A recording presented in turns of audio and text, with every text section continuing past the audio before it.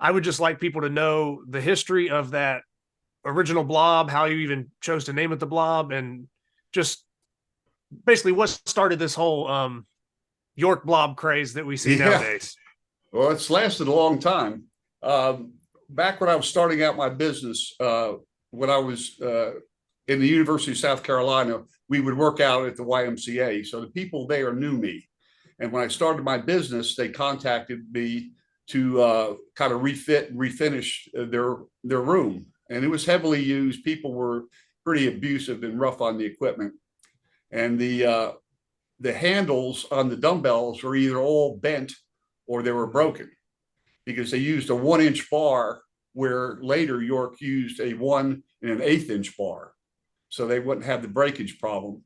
Well, I went in there, refitted the room, did what I could for them. And before I left, name of the man was Jeep, of all things. But Jeep said, "Aren't you going to take all this trash with you?" And I kind of looked at him because it was a long series of hallways and stairs to get in and out of the building. Mm-hmm. And I really didn't like the idea of toting all those dumbbells out. I really didn't. But I said I would do it, and that was my job. And I went ahead and one by one carried them out. And being frugal back in the day, I didn't want to throw them away. I knew there was something there, but I didn't know what I was going to do with them. Actually, there's one in the Congaree River that I used as a boat anchor. So they laid around in the little shop I had, and I was tired of stumbling over them. And finally, I said, I'm going to get rid of these things. And I started picking them up one by one and moving them across the room to a better spot. And I went to grab the last one, and I couldn't lift it up. And I said, well, what's this? And I tried and tried, and I couldn't lift it up. And it kind of got me thinking. I said, this might be a pretty good task if I can't do it, because I had a fair grip. And I started working with it, and I probably tried, I would say 200 times individual attempts before I ever got to lift that. So from a piece of trash that was at the YMCA and a boat anchor, it came into being as the blob. Okay. It was just a blob of metal. Okay. And once you, I guess, like once you kind of conquered that feat, you didn't just lift it. You went on to like adding weight to it, different stuff like that. I'm sure you've yes. cleaned it and other stuff. So it was once you lifted it, was that kind of the plan, just to kind of keep progressing with it and just see how far you could take it? Well, I was going to say some things about training later if you were interested, but absolutely, yeah. If you're gonna do a feat of grip strength, you need to do it with something that is very similar to what your goal is. Mm-hmm. And that meaning that if you use a light gripper, you're not going to necessarily be able to do a strong gripper. Even if you can't close the gripper you want to, you need to work on that one. So with the blob, I lifted it a lot of different ways. I got where I could carry it. I got where I could pass it around my back.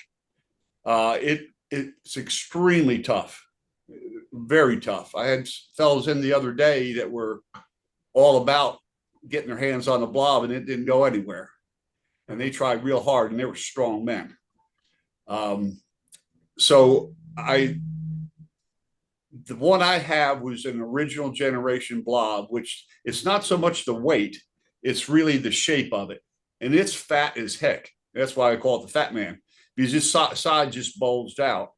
Now, when Generation 2 came, they were a little bit more sleek looking, mm-hmm. I would say. And there's a fair amount of difference between a Fat Man and a Generation 2 blob. Absolutely. Now, I got practicing with the Generation 2, and I worked up to, which I don't know if that's ever been done. I power snatched 2 reps with 2 fingers and a thumb with the second generation blob. And to me, I don't think anyone's ever come close to doing that, let alone with 2 fingers. Yeah. And a blob is 50 pounds. It's not that heavy to lift. It's just the shape of it is very, very important. That's why there is a definite difference between the second generation and the original Fat Man. Yeah. And that's why, like, that's another thing I kind of noticed over the years, just kind of lifting, because like I said, the blobs were one of the first things I got into, and it's like the 50-pound blob kind of became the standard, but Yep. people would kind of forget that the second generation to the Fatman, there's a variance there, and there's a lot of guys I think that kind of ran around and only lifted the second generation blobs, and they would kind of say, "Oh, I lifted the blob," and it's like, in my mind, it's always kind of been like, if it wasn't from the first generation and it wasn't a Fatman, then I don't think you could really honestly say you've lifted the blob. You could say you've lifted a 50-pound blob, but I think that distinction in the shape, some people have overlooked I over would the years. I would say it was, if the Fatman Blob was 100%, I would say a second generation would be around 70 to 75% Yeah, of difficulty. So and I would there's agree. quite a difference.